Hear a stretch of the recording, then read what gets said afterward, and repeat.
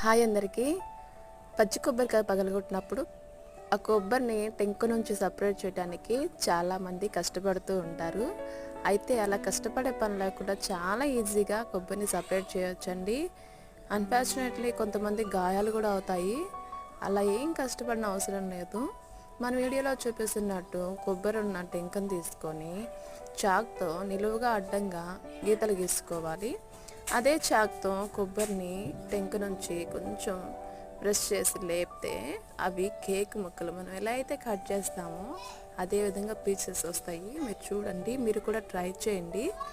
ఎలా వచ్చిందో కామెంట్ చేయండి. వీడియో నచ్చితే లైక్ చేయండి, షేర్ చేయండి, మన ఛానల్ని సబ్స్క్రైబ్ చేసుకోండి. Thanks for watching. Bye bye.